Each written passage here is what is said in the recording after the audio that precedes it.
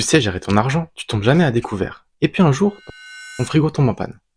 Impossible de le réparer, tu dois en racheter un maintenant. Tu regardes ton compte en banque, pas assez d'argent. Tu te poses cette question inconfortable, comment je vais faire pour payer? Tu pensais gérer ton argent correctement, sauf qu'un imprévu vient de tout déséquilibrer. Dans cette vidéo, tu vas découvrir si t'es vraiment en sécurité financière ou si tu joues au funambule sur un fil. On va voir ensemble les 4 niveaux de sécurité financière, lequel te correspond, comment faire pour passer de l'un à l'autre, et tu vas voir, la sécurité financière, c'est pas juste ton épargne. Allez, on est parti. On commence par le niveau 1, celui où il n'y a pas encore de sécurité financière. La situation, elle est très simple et classique, et malheureusement, elle concerne des millions de personnes en France. Je n'ai pas d'argent de côté, et tous les mois, je dépense tout ce que je gagne. Peut-être que je tiens un équilibre ici, mais comme dans mon exemple du frigo, le moindre imprévu peut tout faire basculer. Pour m'en sortir, il n'y a pas 20 000 solutions. Soit je fais un prêt à la consommation, qui va me sortir de ce mauvais pas, mais qui, au final, va plus m'endetter qu'autre chose, donc c'est un choix catastrophique. Sinon, j'arrive à demander un acompte à mon employeur, il faut encore qu'il accepte, ou, dans le meilleur cas, j'ai quelqu'un dans mon entourage qui peut me prêter de l'argent et je lui rendrai quand je pourrai. Mais est-ce que j'ai envie d'être redevable à ce point? Je suis pas sûr. Conclusion du niveau 1, c'est vraiment le funambule sur un fil, la moindre bourrasque peut te faire tomber. Donc maintenant la question c'est, comment faire pour passer au niveau supérieur? C'est ce qu'on va voir tout de suite avec le niveau 1. Pour moi, la sécurité financière commence quand ton niveau de vie habituel n'est plus impacté par les aléas de la vie. Ça peut être un appareil qui tombe en panne pour le cas le plus basique, mais ça peut aller beaucoup plus loin. Une perte soudaine d'emploi, un arrêt maladie prolongé. Avec une bonne sécurité financière, tu peux survivre à ça sans encombre. Et pour ça, tu vas devoir mettre de l'argent de côté. C'est ce qu'on appelle le matelas de sécurité ou encore l'épargne de précaution. La vraie question c'est à quel point tu dois remplir ce matelas de sécurité. T'as sûrement déjà entendu sur d'autres vidéos YouTube le fameux 3 à 6 mois de dépenses. C'est un montant générique, quasi prophétique, que tout le monde ressort à toutes les sauces, mais c'est quoi le sens derrière? Plus ta situation est stable et prévisible, plus tu peux te permettre d'avoir un matelas fin. A l'inverse, plus t'as des aléas qui peuvent te tomber dessus du jour au lendemain et te coûter cher, plus tu vas devoir rembourrer ce matelas. Donc pour estimer le montant de ton propre matelas de sécurité, pose-toi cette question simple. Qu'est-ce qui pourrait m'arriver demain et me mettre en difficulté? Par exemple, si t'as une voiture que tu utilises tous les jours pour aller au travail et que t'as pas d'alternative possible, je te conseille grandement d'avoir un fonds d'urgence pour la réparer ou même la changer si elle venait à te lâcher, parce que tout ton quotidien tient au seul fil de ce moyen de transport. Bon, ça c'était la vision objective et rationnelle. Maintenant, il y a un autre aspect très important dans le niveau 2 de la sécurité financière. J'ai remarqué quelque chose d'étrange dans mon rapport à l'argent. Quand j'ai plus de 1000 euros sur mes livrets, je me sens très à l'aise et serein dans ma tête. À l'inverse, dès que j'ai moins de 1000 euros, je commence à paniquer et je me mets à hésiter pour la moindre dépense. Pourtant, il n'y a rien de rationnel dans ce montant. 1000 euros, ça fait le job pour remplacer un appareil électroménager qui tombe en panne. Mais si jamais ma voiture me lâche ou quelque chose de plus grave, c'est pas suffisant.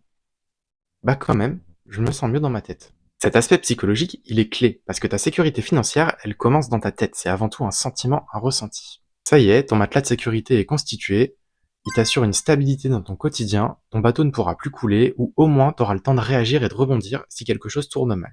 Mais on peut aller encore un cran plus loin dans la sécurité financière, c'est le niveau 3. Si t'as de l'argent de côté, mais que tu continues de dépenser tout ce que tu gagnes chaque mois, t'as pas de marge de progression. T'es en quelque sorte bloqué dans ce niveau de richesse. Si un jour tu utilises ton fonds d'urgence, tu vas devoir te serrer la ceinture pendant quelques mois, le temps de le remplir à nouveau. Donc tu vas faire des sacrifices, et ensuite seulement le train pourra reprendre à sa vitesse habituelle. Et ce que je dis là, c'est valable que tu gagnes 1500 euros par mois ou 4000 euros. Vraiment, le montant n'y change rien. Donc comment on fait pour passer au niveau 3? Tu dois te mettre à vivre en dessous de tes moyens.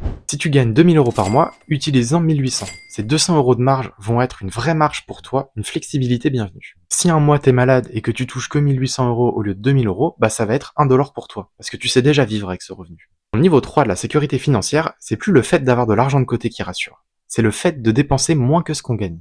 En même temps, c'est cette base qui va te permettre d'épargner de manière pérenne et régulière. Quand tu utiliseras ton fonds d'urgence, tu pourras le reconstituer sans aucun changement sur ton niveau de vie, et quand il n'y aura pas besoin, tu pourras investir cette somme dans des projets de vie.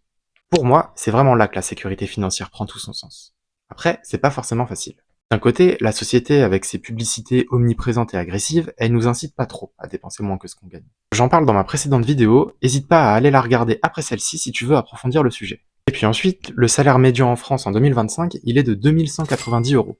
Selon où tu habites, c'est pas forcément facile pour créer une marge de manœuvre. Et si tu gagnes juste le SMIC, ça devient un immense challenge de vivre en dessous de tes moyens.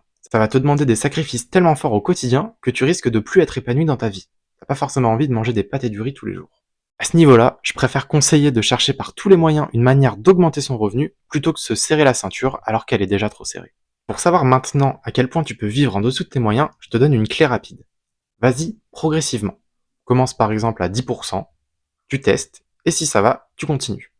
Tu vas sentir intuitivement quand ça commence à devenir trop contraignant pour toi, et quand ça t'empêche d'être heureux au quotidien. C'est ok de se priver un peu pour t'assurer un meilleur futur, mais je te conseille d'être pas trop extrême là-dessus, parce que le moment présent a une valeur qu'aucune somme d'argent ne pourra jamais égaler. Conclusion du niveau 3, il t'apporte de la flexibilité dans ton quotidien, il te permet d'absorber les chocs de manière pérenne et il garantit de pouvoir reconstituer ton matelas de sécurité sans devoir sacrifier ton niveau de vie. Mais là encore, tu restes tributaire de ton salaire pour survivre. Si demain tu perds ton emploi, tu vas peut-être avoir de quoi tenir quelques mois, mais ensuite, plus rien. Retour au niveau 1. Alors comment on fait pour sécuriser encore plus ton quotidien? On va le voir tout de suite avec le niveau 4. Celui-là, c'est le niveau ultime. Imagine que demain tu n'aies plus d'emploi, mais que à côté tu aies des sources de revenus passives. Des parts de SCPI, des loyers de logement dont tu serais propriétaire, des investissements en bourse, à tel point que même sans travailler, tu touches chaque mois suffisamment d'argent pour survivre indéfiniment. Ça s'appelle la liberté financière, t'en as sûrement déjà entendu parler. Sur le papier, ça fait rêver tout le monde, sauf que le chemin pour y accéder est tellement long et compliqué que finalement, ça convient à très peu d'entre nous. Si le niveau 2 de la sécurité financière t'offre la protection et que le niveau 3 t'offre la marge de manœuvre, le niveau 4, lui, il t'offre la liberté. La liberté de choisir ce que tu vas faire de tes 24 heures.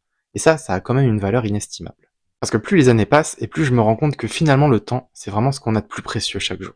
Il n'y a pas besoin de toucher une somme d'argent énorme tous les mois pour être en liberté financière, juste suffisamment pour couvrir tous tes besoins essentiels.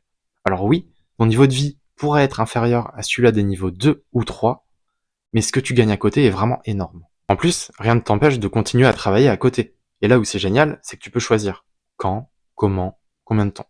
Et si pendant une période t'as plus envie de travailler, bah tu peux arrêter, tu seras même pas en danger. Tu comprends bien que c'est le niveau ultime de la sécurité financière ici. Comment est-ce qu'on crée cette rente mensuelle? Il faut que tu places ton argent, que tu l'investisses sur le long terme. En investissement, ton meilleur allié c'est le temps, bien plus que les montants que tu places chaque mois. Si je caricature, plus tu es pressé, plus tu vas devoir faire des sacrifices énormes au quotidien pour atteindre ton objectif rapidement. Et je te redonne mon avertissement de tout à l'heure, ne sacrifie pas ton présent pour construire ton futur plus vite, tu risques de le regretter plus tard. Tu te vois ne plus faire de sorties payantes avec tes amis pendant plusieurs années, ne plus aller au restaurant, ne même plus partir en voyage. Franchement, moi non. Alors il reste l'autre chemin, celui-là qui demande beaucoup de rigueur et beaucoup de patience. Investir peu, pendant très longtemps. Tu atteindras peut-être ta liberté financière dans 20 ou 30 ans, mais t'auras passé ces 20-30 ans épanouis, et ça change tout. Pour te montrer à quel point le temps c'est puissant, on va faire une petite simulation ensemble. Admettons que tu investisses chaque mois 300 € en bourse, avec un rendement de 7%.